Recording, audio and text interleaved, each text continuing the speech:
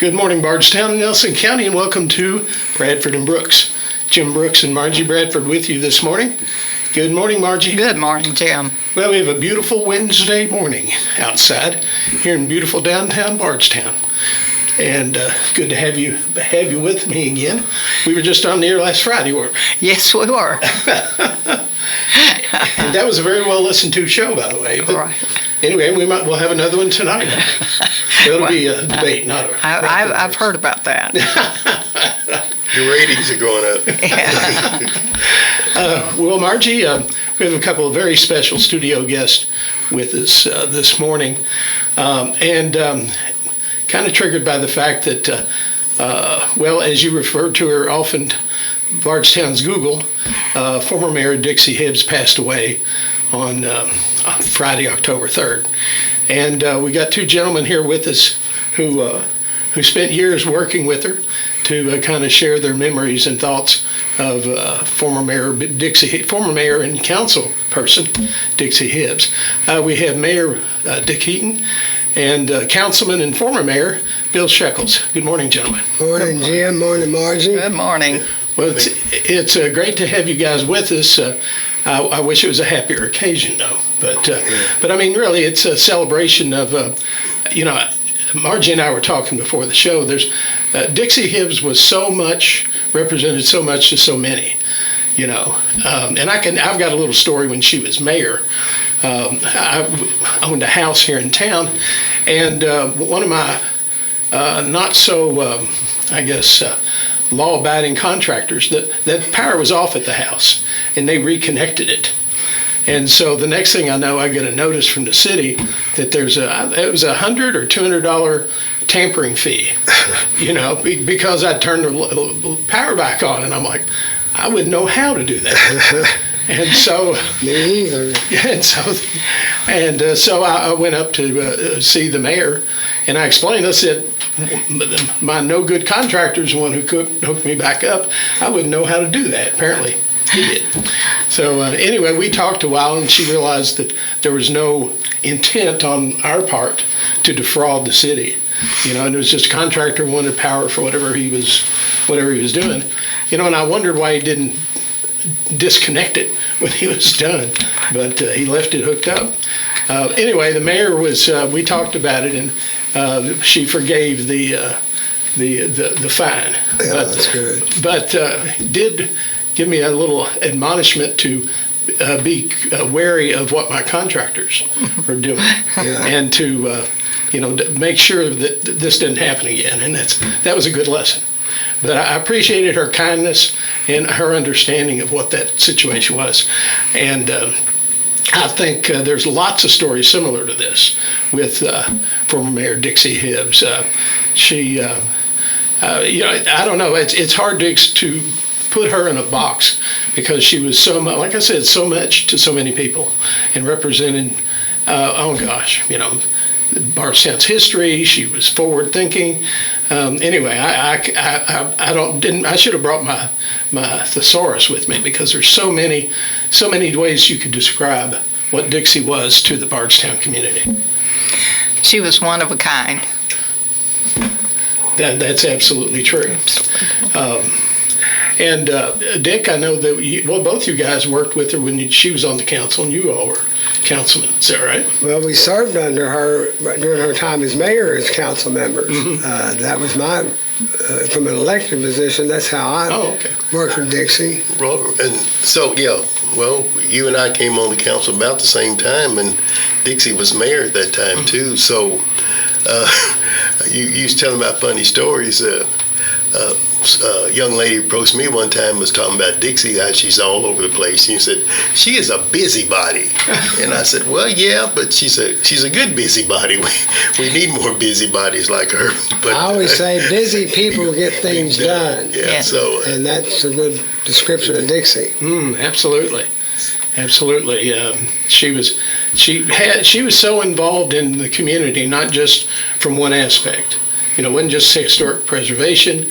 I think I don't know, Margie. You were a good friend of hers, and you had to keep up with everything she was doing too. Well, Dixie is one of those people that's just fascinating to be around, because I told her she shed ideas the way a dog sheds fleas, but she always had ideas, and she was one of our favorite guests on this show because you just wind her up and let her go, and you can go file your nails over in the corner.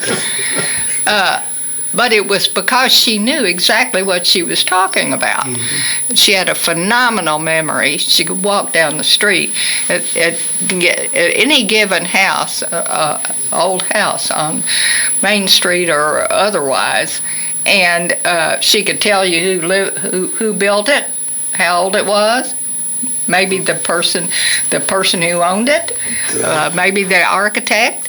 If it was a business, she could tell you what business was there 100 years ago. Mm-hmm. She just had a phenomenal memory and such a deep interest in everything that had to do with Bardstown. She was at heart a historian. She was the only person that I've ever known who could read old deed books for fun. and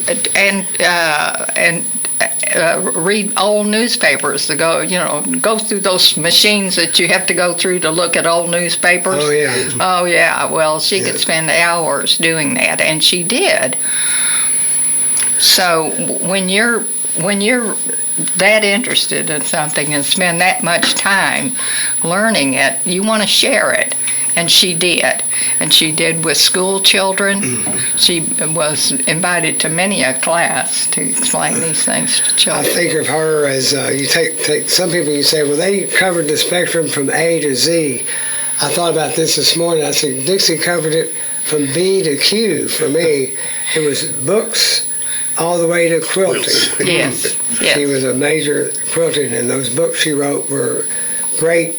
Again, most of them related to things that went on in Bardstown, Nelson County. Very good to have something like that chronicalized like she's done in those publications. Oh yeah, she was an expert in that. And she had people searching for old quilts that she could revive and preserve and pass on.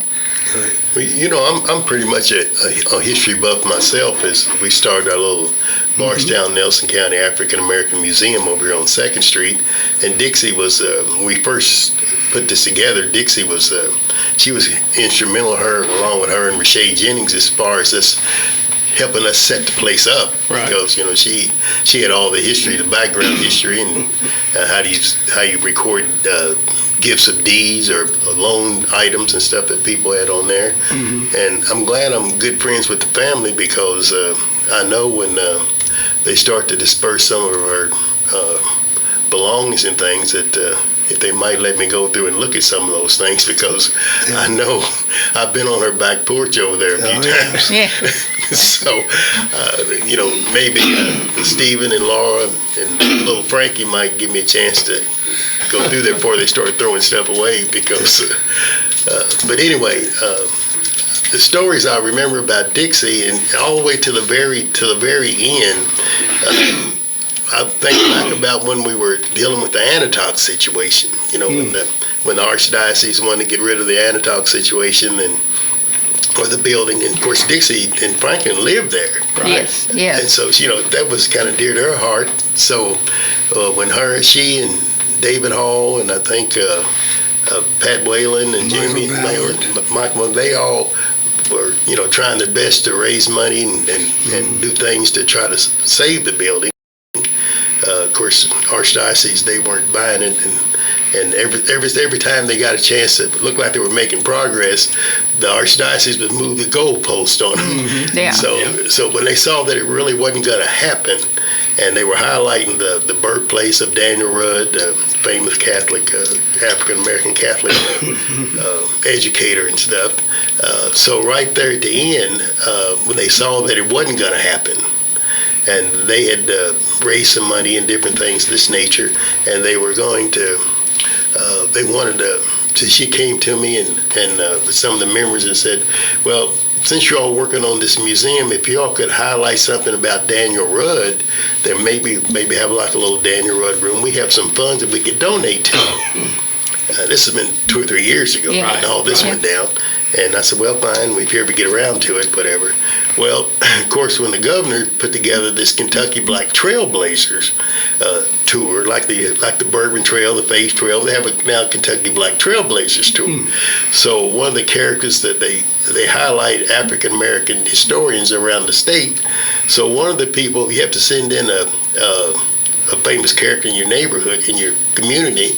So I just put together this little thing on Daniel Rudd, and of course we now have a historical marker of Daniel Rudd. Yeah. And, well, 2 weeks before Dixie passed, she reached out to us and said that we have some funds, a little left over in this Anatoc account that we'd like to contribute to the African American Museum. So they made a donation with what was left of this Anatoc money that was kind of earmarked for Daniel Rudd. It took us 3 years to get around to it, but to the very end, Dixie was still doing what she does best, highlights and contributing to all members of the community the way she always did. If she could help someone do something and move on, but that was right down her alley, right, that historical part. So that was a lasting contribution that we made on her behalf. That's great. I had donated to the Anatoc Fund because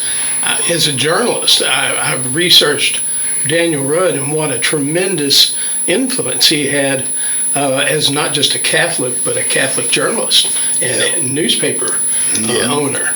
And right here in our own hometown, and I thought, the preservation of Anatoc was to me was central to honoring the legacy that started here, when he was young. But anyway, well, I'm happy to know that the remaining funds are working at the museum, because I think that was certainly a grassroots effort, but it's been great because, and I think you mentioned it one time that working at the school, that a lot of our youth did not have a good grasp on the history, the local history of African Americans and the contributions, and that this was a needed thing to have, and I'm not at all surprised she supported it either. Yeah, well, she was very fundamental in the beginning, because we've worked together on several different projects, and a lot of people don't realize that Dixie was a big tree advocate too. On the tree board, right? She had a lot of trees planted all over the city, right, when she was mayor, and of course when she was a member of the tree board too. That to keep a few little shade in the neighborhood. So, well, a little Mayor's Park that she started out. Yeah, with, that was her which was just a brainstorm. wonderful little gym there, which you all have now enlarged and made the whole corner there. But she, that was just one of those things that really add to the town. And made a little place there, and it was just taking nothing and making something out of it. It's one of the things we had talked about, how it would be as a council highlight some of the things that Dixie did or in her memory. So we thought about it, and I think Dix kind of took the lead on that. Maybe we'll plant a nice tree in the Mayor's Park. We're planning on planting a tree in her honor. At the Mayor's Park. Do that sometimes for city employees, but I think the Mayor's Park would be the appropriate place for it. Yes. But she kind of embodies with me, when I think of Dixie, of many of the qualities that a community leader needs. And what that is she found time to give back whenever something was necessary, and without any expectations for her. Right. Really. Absolutely. She kind of did things, in my opinion, for all the right reasons. It wasn't something for her to gain financially or politically or even a status, her status in the community.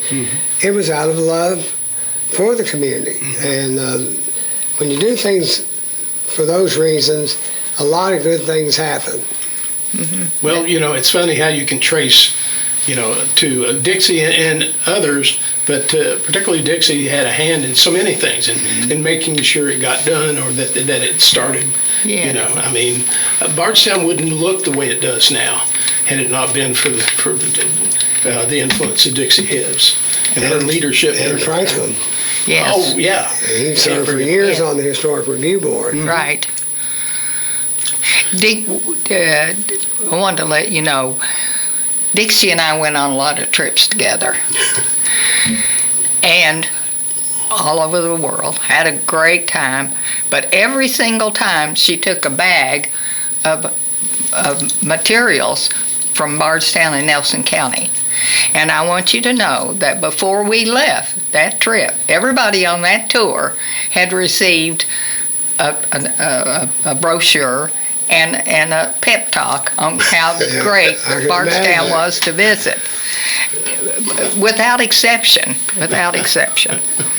So she was never off the clock when it came to boosting That's right. Bardstown and Nelson County. She truly had such a love for this community, and was such a public servant, when the truest sense of the word. Absolutely. Of a public service. Absolutely. And I think, and I know that at the time I wasn't quite in favor of it, but she reshaped Bardstown physically with annexations. And I know sometimes that's seen as a bad word, but annexations kind of have to follow with our occupational tax. Annexations kind of have to follow where the jobs are, because the city depends on a large part of that revenue. So, that's kind of not. When I look back at it now, it has to follow that, and I think, and she did a good job. And you have to have some growth in a town in order to continue to be able to provide the services that people expect from a city. All of us who grew up here, Bardstown was 4,000 or 5,000 people when we started out here. Right. Today it's 15,000, but it has to be, I think we've done it the right way. Yeah. We've done it orderly and contiguously for the most part. If you don't have some growth, the city cannot have a 24/7 fire department and the police department the size that's necessary to cover the needs of our community. Right. And many other services, recreation, streets, sidewalks, curb and gutter, and the list goes on and on. Those general fund, those services we provide that really don't generate revenue, but people expect them. That's how you can keep up with inflation, is with some growth. Right. Along with the annexation part of it too, Bardstown, not like so many other communities, we have a good planning and zoning departments and stuff too, so we don't have the town look like some other towns you see across the state where everything is mumble jumbled around and stuff like that. But with the sign ordinances that we have, with certain neighborhoods look a certain way, or things of this nature, because of the street curb and gutters, sidewalks and things of this nature, that makes our town look beautiful, as you might say. Clean and welcoming. Yeah. Clean and welcoming. Right, and I agree. In historic zoning, Yes. has been a huge had a huge impact on just preserving the look of the historic area. And I think that and it took forward-thinking people like Dixie and others to make that happen. And how many years later, that goes back, I think to the 70s? Early in the mid-60s. Mid-60s. When the planning, HRB started. Okay. One of the first in the I state. think Gus Wilson had just become mayor back in 1966 when this came about. Right. But that was, I think back to a lot of those guys, and just, when you looking back, you understand how forward-thinking, and I mean, it takes a little vision, I think, especially in your job, Mayor, to try to come up with what do we want Bardstown to be and look like. Because you can't move it takes time and a lot of planning to do these projects, which are needed, and it takes several years to execute them. Right. And so, because it doesn't happen overnight, but you got to be looking just like all this water stuff we're doing now. And that was one of Dixie's major focuses was water. We had a number of water tanks were built under her watch. And now we built several more over time as our needs have grown, particularly in the distillery business. But those things, you can't do those in a matter of 1 or 2 years, but you've got to be forecasting what are your needs for the next 20 or 25. And that's what we're in the middle of right now with several water and sewer projects. Right. You know, Jim and Margie, and of course Dick knows this also, that, you know, cities are jealous of each other. And, you know, my involvement with the League of Cities, I get a chance to meet mayors and council people from all across the state, and we have these conferences and things, and the first thing when they find out you're from Bardstown, it's amazing how many people will tell you that I've just been to Bardstown, we visit there, my parents moved there after they retired, or we got people, our kids are going there. It's amazing that all the things and all the publications we've been we get notifications on and things of this nature. It's amazing how many people and actually come and visit here in Bardstown. I've had mayors from different places just come in, just stop in to visit, spend the night here, just to walk around town, just to see what we do that we get so much notoriety about. That and that's all because of, like I say, the forward thinking of Dixie and things that we try to do now to carry on into the future, because of you know, things in government don't always move as fast as we'd like them to. But still, you still have to be always on the lookout for how you can continue to improve your city. Yeah, no. When I drive down 3rd Street, I look at all the homes, and on the side streets at all the homes, and think, what a beautiful city we live in. I mean, it's truly beautiful. But it's only beautiful because of the historic zoning and because of the care of the people, and people like Dixie who cared about these things to work so hard to keep it that way.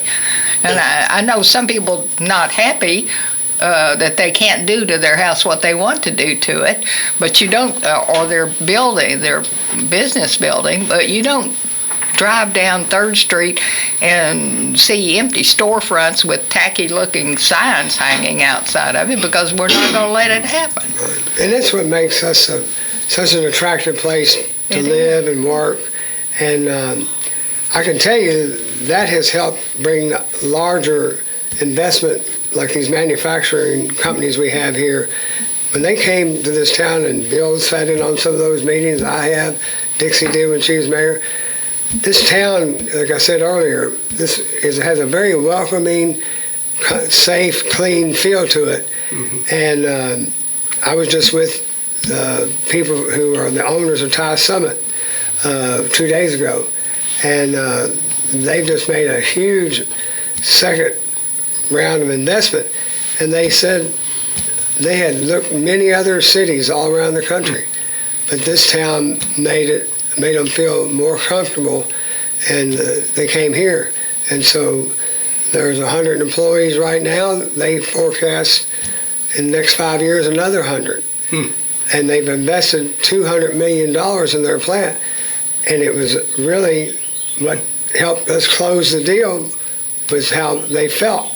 And what Bardstown, the image that presented itself to them when they were here from Thailand. And you know, when people are people like Thai Summit and other manufacturing facilities, or any other business for that matter, that are coming looking into our community, they're here looking before we ever even know they're here looking. Before they even contact us the first time, they've already cased the place out and see, you know, they're just, you know, been like mystery shoppers. You know, they send, because if they're going to bring their people here and uproot their people from different places and move them here as corporate people and stuff like that, they want those people to feel comfortable also. So before they ever contact us about, you know, building a facility here or bringing the people here, they've already cased us out before we even know they're here. Well, you guys have probably heard Kim Houston say this over the years, that in a big way, Bardstown sells itself. Oh, yeah. You know, and she would know, since she's, you know, spent so many years in economic development. But again, it's the leadership of Dixie and former mayors and other people that are involved in the decision-making that really have set the stage for Bardstown's continued growth and prosperity. And Dixie was so instrumental in promoting the bourbon industry and knowledge about the history of the bourbon industry in Bardstown and Nelson County. I think she was the first woman inducted into that Bourbon Hall of Fame. Like she was the first woman to run for the city council here in Bardstown, right. and be on it, and the first female mayor. Only female mayor to this point. But those, a lot of those books, I'm like Bill, I'm kind of a history buff, and of course, I've got family members in the bourbon industry, and I've read those books. It's very interesting if you're interested in bourbon and the history of the bourbon here, is to read some of those books that she's got that goes back when there were dozens and dozens and dozens of distilleries operating right here in one county. Right.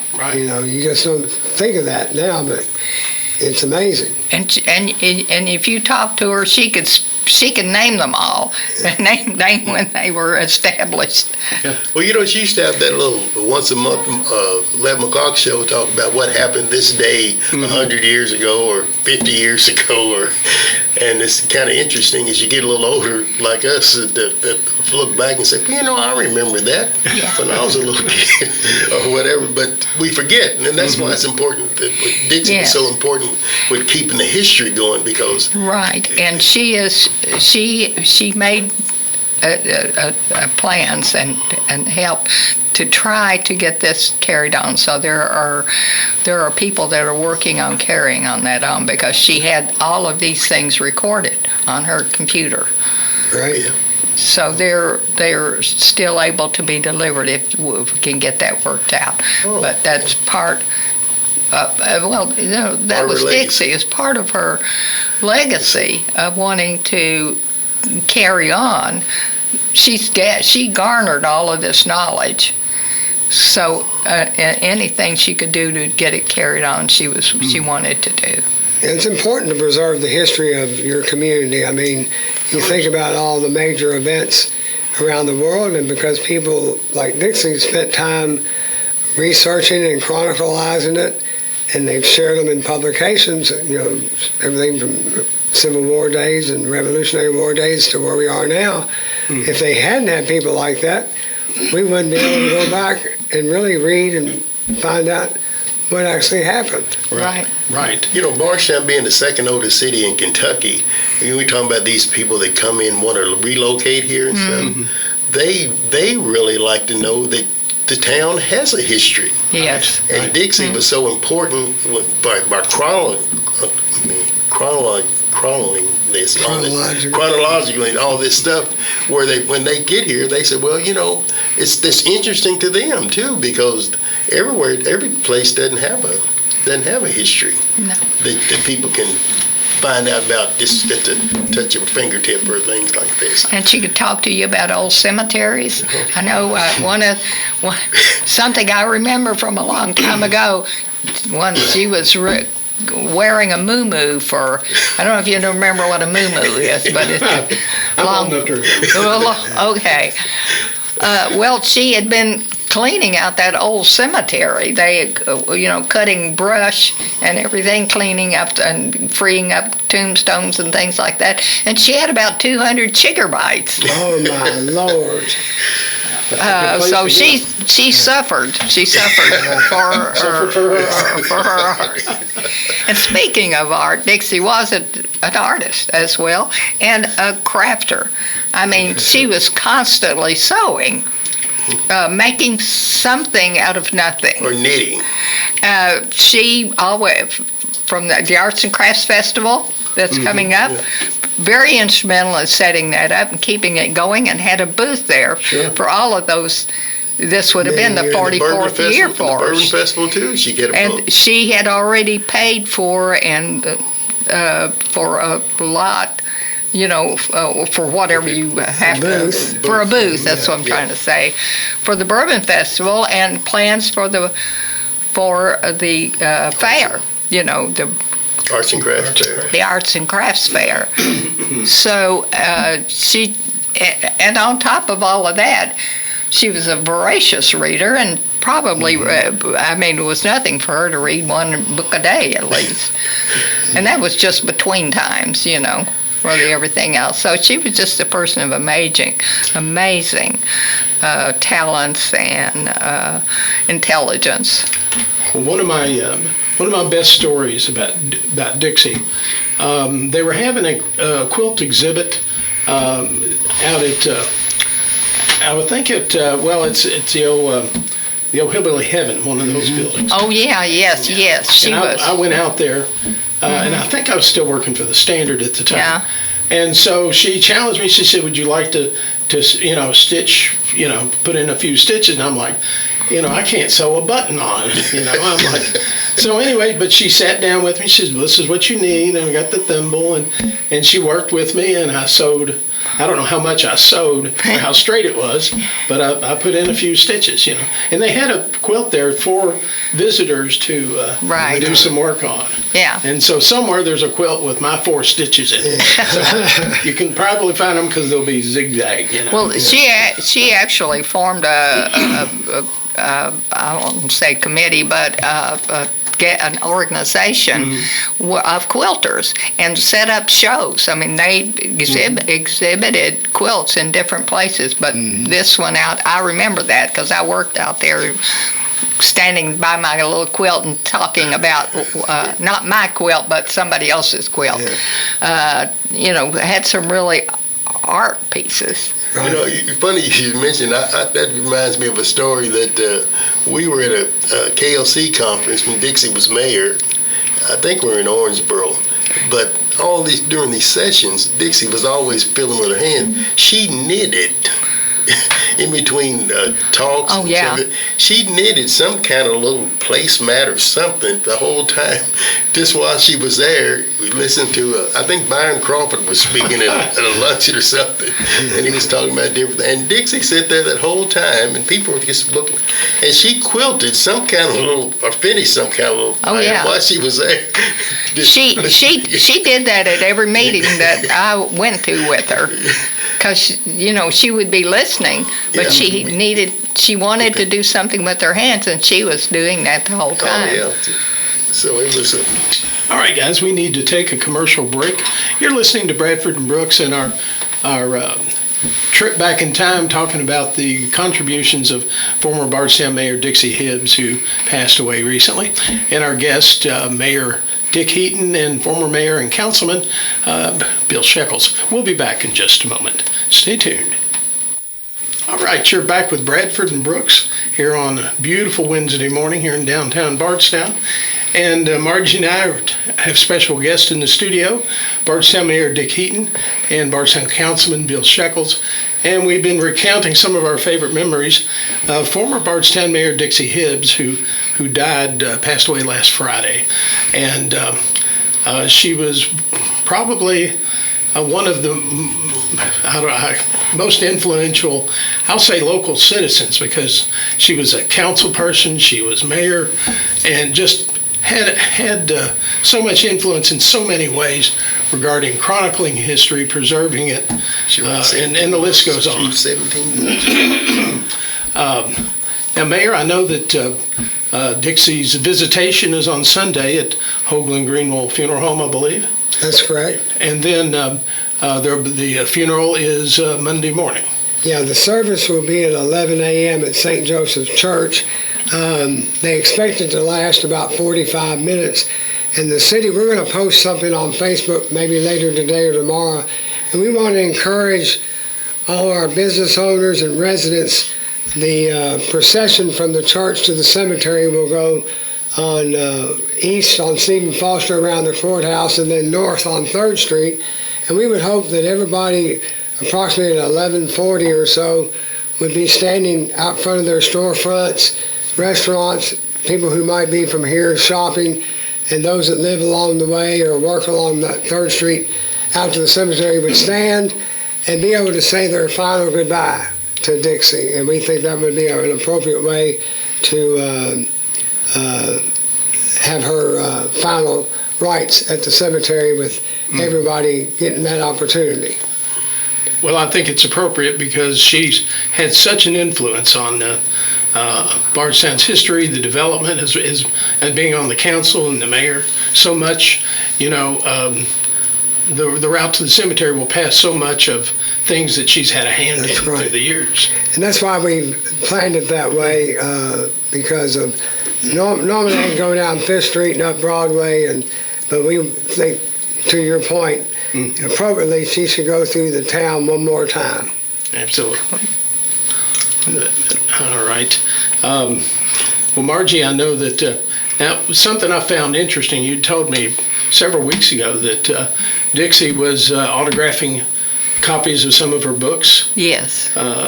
Yes. Even though she was very ill, she was so disappointed she wasn't able to take part in the bourbon festivities.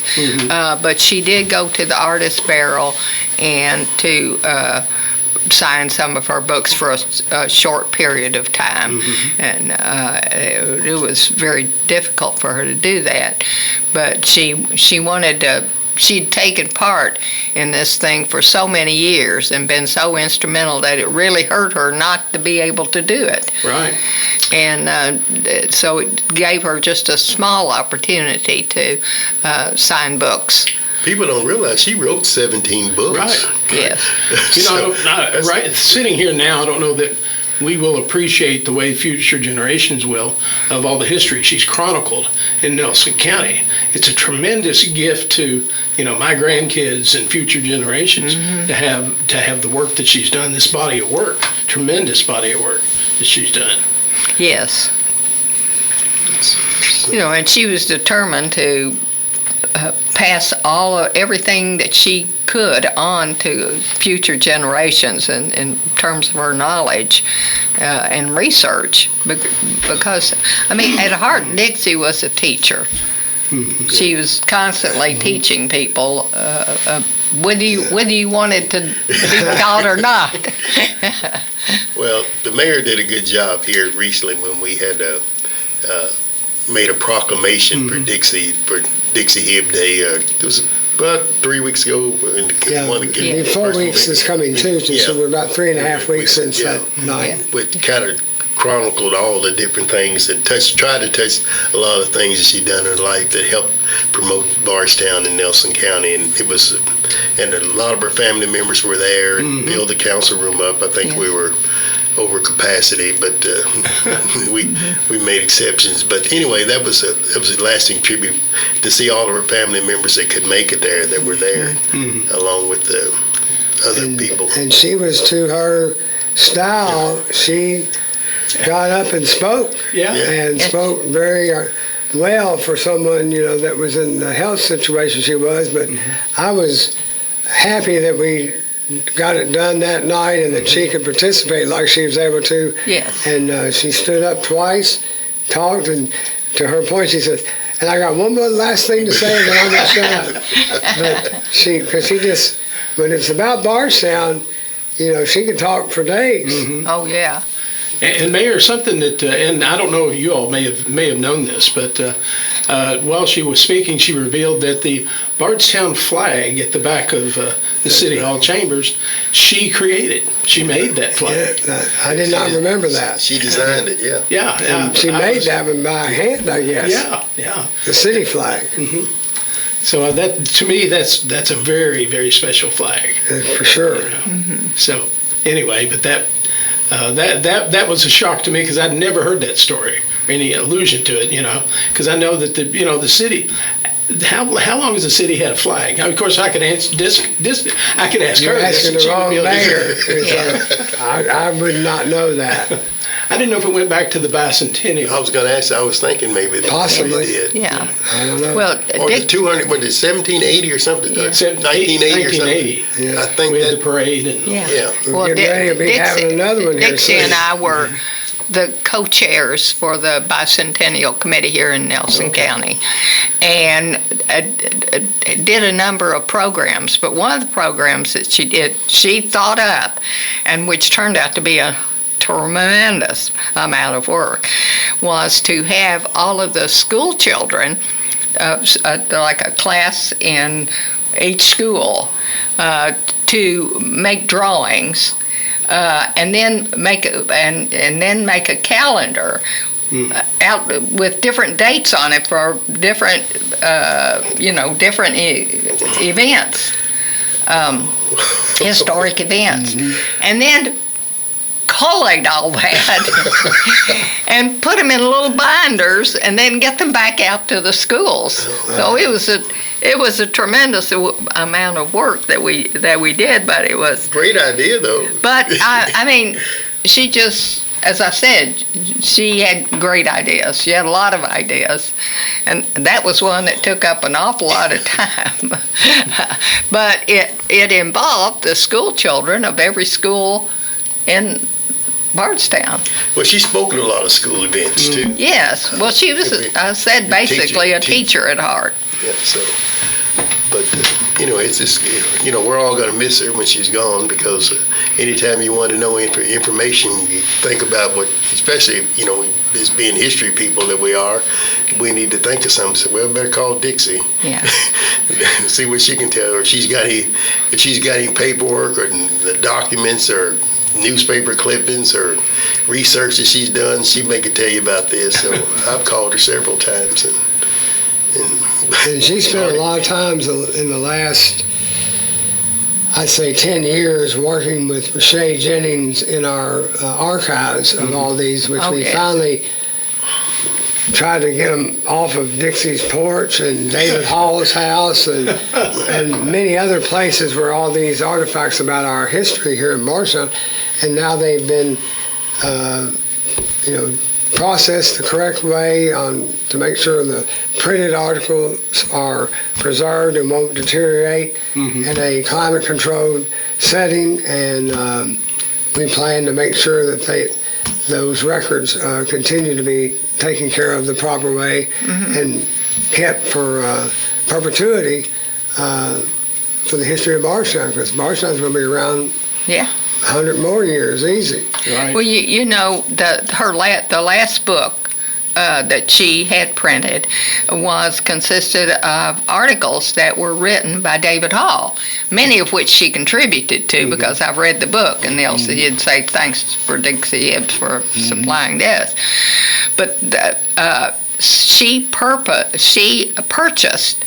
the rights to all of those books from him before he passed, because she wanted to be able to present them. She had tried to get him to get them printed. He had a weekly column in the Standard for years.